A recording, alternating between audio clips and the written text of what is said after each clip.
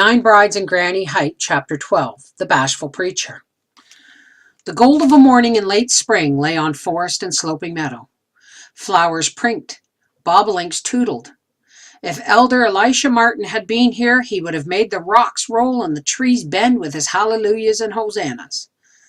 But the very young Elder Gatlin, a solitary traveler, rode the trail with a sword in his heart. It was a doleful day. He came upon a flat where whacked-off hemlock sprays, dry as hay, and bleaching roof poles lay about on blackened sawdust. Snow and rain and wind had been here aplenty since the mighty revival meeting a year ago. As a tabernacle of the Lord, it was a sorry draggle. Plank seats were askew. The mourner's bench had backslid and was half in the creek. Someone had even plowed furrows around it, and there were signs that it had been used for wholesale picnicking. But the litter was sodden from rain. J. Gatlin reined up. The sight was in keeping with his unhappy mood. His mind ranged back. It was right here, he mused, right here that he first saw her. There were women folk to the right and men folk to the left, and her pa sitting on the sinner's bench and her uncle creeping toward it before too late.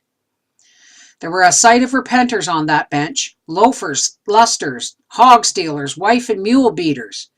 His comrade and teacher, Elder Elijah Martin, had knocked the Satan in them britch sprawlin', and he had fetched a few clouts in himself. It all came back.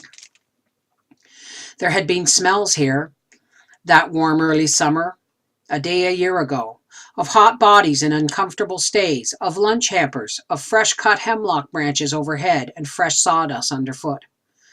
Brother Martin, who'd brought Jay along for schooling as a circuit rider, was a time-scarred mountain of a man with granite gray hair, stabbing eyes, huge shoulders, and a spearing finger. He roared, pleaded, sobbed, and grew hoarse and thirsty, and signed to his young helper to step up and pummel the devil a while. That was when Jay saw her.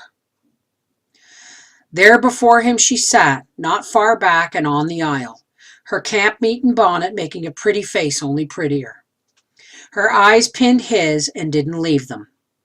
While he lined out a sermon, his voice no trumpet like Elisha's, but a boyish fife squeak, and sadly inclined to stammer. Her foot went to knee. Her shoes came off, first one, then the other. Her feet were nicely shaped. She poked them into the cool, deep sawdust. Her mother and sisters didn't see. She was about 15. Brother Martin whooped the devil 5 times during that day's service, and he a stuttering 4. All 4 times she held her eyes on him, and his stammering did not lessen. Following the preaching, those dozens who had been snatched back from the pit of fire went to the baptizing. Brother Martin, whose bulk was commanding and muscular, saw to the squenching of the men and the heavier women. Jay took the lighter women and the children. To the bank of Cat Track Run, where the splashing was, she came with her ma and pa and uncles and brothers and sisters. Her Uncle Clinch stuck 1 foot in and lit a shuck, so that all that Brother Martin got of the family was her pa. Jay plunged the mother and 6 young ones under before he reached for her. Down she went, and up she came, and there was her brown hair peeled back and flowing wet.